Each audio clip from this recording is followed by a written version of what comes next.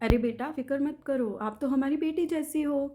हम आपकी बेटी को अपनी बेटी बनाकर लेके जा रहे हैं, बहू नहीं। नहीं अंकल, अपनी बेटी और पराई बेटी में फ़र्क होता है, यानी कि बेटी और बेटी जैसी में फ़र्क होता है। अपनी बेटी को तो आप नहीं मारेंगे ना, तेज़ाब डाल के, आग लगा के, उसको सुसाइड करने पर मजबूर भी नहीं करेंगे, है ना? ना उसको ऐसे टॉर्चर करेंगे थोड़े से दहेज के लिए। तो अपनी बेटी और दूसरे की बेटी में फ़र्क होता है।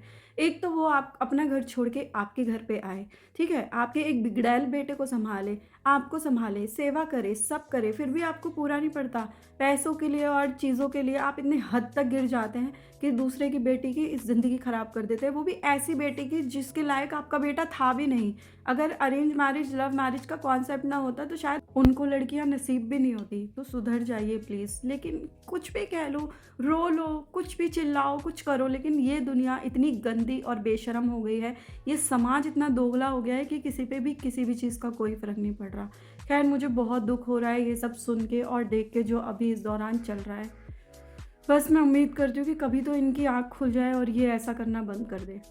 हाय एवरीवन, मेरा नाम संध्या है और मैं एक बोलने वाली लड़की हूँ, यानी कि मैं एक एंकर हूँ जो कि इवेंट्स एंड फंक्शंस होस्ट करती हूँ।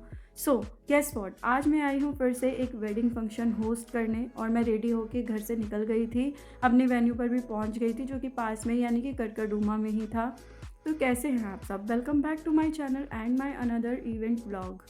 How are you all? I hope you all doing well. और ये मेरा आज का लुक है जो कि मैंने डिसाइड भी नहीं किया था। अचानक ही मेरे दिमाग में घंटी बजी और मैंने सोचा कि मैं ये निकाल लेती हूँ, लेकिन थोड़ा-सा आगे शिफ्ट हो जाएंगे तो हमें आगे की प्रोग्रेस के लिए बहुत ही ईज़ी हो जाएगा, ठीक है? तो मैं आप सबसे रिक्वेस्ट करना चाहती हूँ, आप लोग थोड़ा-थोड़ा-सा आगे शिफ्ट हो जाएँ और बहुत जल्द आप सभी से मुखातिब होंगे हमारी आज के होने वाले वर और वधू, यानी कि हमारे आज के होने वाले bride and groom Shruti and सारांश। तो मैं आप सबसे रिक्वेस्ट करना चाहती हूँ कि आप सभी यहाँ पर आइए, अपना कीमती वक्त निकालें। ये है सबसे बड़ा झूठ जो हमें बार बार बोलना पड़ता है कि बहुत जल्द आप सभी के बीच आ रहे हैं होने वाले ग्रूम एंड होने वाली ब्राइड। और क्या ही बोल सकते हैं, क्या ही कर सकते हैं। लोग और मेहमान थोड़ा धैर्य बनाए रखें तो इसलिए हमें बोलना ही पड़ता है बार बार। ये हम अपनी मर्जी से तो नहीं करते, लेकिन संतुलन बनाए रखना ज़रूरी है। और यहाँ पर हो रही है ग्रूम की एंट्री। मैं पहुँच गई थी और थोड़ी सी पेट पूजा भी कर ली थी मैंने। उसके बाद वेटिंग टाइम स्टार्ट हो गया। वेटिंग टाइम के बाद मैंने अपना काम स्टार्ट किया और थोड़ा बहुत जो भी मैं करती हूँ एक्टिविटीज़ वो की। उसके बाद हो गई ग्रूम की एंट्री। ग्रूम की एंट्री के बाद हुए रिचुअल्स एंड ये और रिचुअल्स यहाँ पर चल रहे हैं। और मैंने ना ये ड्रेस पहनी तो सही, लेकिन मुझे ना सच में इतनी प्रॉब्लम हुई, इतनी प्रॉब्लम हुई। इसका जो नेक का डिज़ाइन है ना, वो मेरे नेक पे है ना बहुत ज़्यादा ही चुभ रहा था और उसकी वजह से ना मुझे बहुत प्रॉब्लम हुई, बहुत ज़्यादा।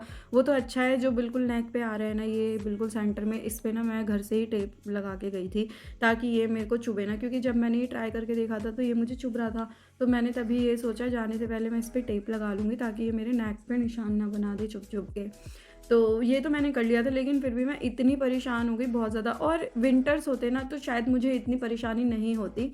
गर्मियों में ना बहुत ज़्यादा प्रॉब्लम हो जाती है, इतनी ज़्यादा कि मैं बस क्या ही बताऊँ कैसे मैंने वो दिन काटा और कैसे नहीं, बस मैं ही जानती हूँ। यहाँ पर हो रही है फाइनली हमारी ब्राइड की एंट्री, काफ़ी लंबे इंतज़ार के बाद। वैसे और जगह से तो जल्दी ही हो गया था, इतना भी लेट नहीं हुआ था।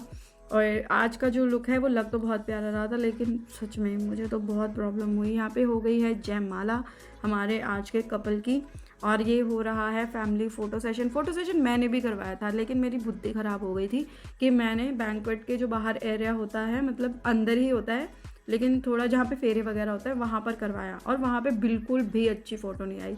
पर मेरे पास और फ़ोटोज़ नहीं थी इसलिए मुझे वही पोस्ट करनी पड़ी, वरना मुझे बार बार ऐसा लग रहा था अरे मैंने अंदर क्यों नहीं क्लिक करवाई, मैंने अंदर क्यों नहीं क्लिक करवाई। क्योंकि जो बैंक्वेट का बैकग्राउंड होता है ना उसके साथ पिक्चर्स बहुत अच्छे आ जाते हैं और वहाँ पे तो काफ़ी अंधेरा अंधेरा और बहुत ही बेकार फ़ोटो, बिल्कुल भी नहीं अच्छी लगी मुझे फ़ोटो। क्या ही करूँ, पर नेक्स्ट टाइम जब खिंचवाऊँ वो पहनूंगी ड्रेस तब देखते हैं, तभी खिंचवाऊँगी। तो यहाँ पे चल रही थी डांस पार्टी और बीच बीच में थोड़ा थोड़ा पेट पूजा चल रही थी मेरी। वैसे मैं पिज़्ज़ा नहीं खाती बट आज मैंने एक पीस खा लिया।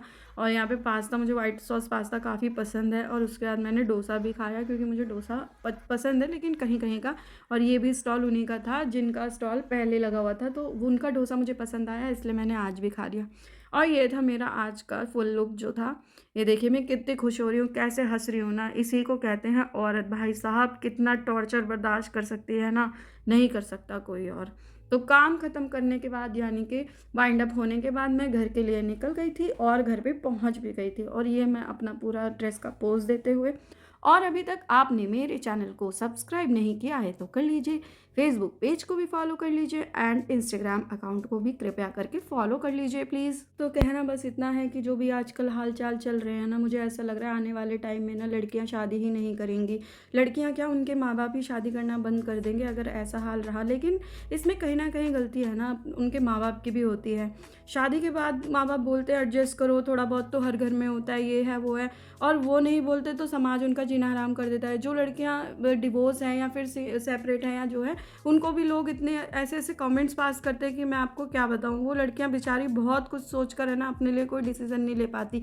लेकिन फिर भी मैं यही बोलूँगी कि समाज आपको खाने के लिए नहीं दे रहा, समाज आपकी तकलीफ़ों में भी नहीं आ रहा, समाज आपका दुख दर्द बांटने भी नहीं आ रहा। अपने लिए खुद लड़ो। तो चलिए इस ब्लॉग को यहीं एंड करती हूँ, मिलती हूँ नेक्स्ट ब्लॉग में, तब तक के लिए बाय एवरीवन।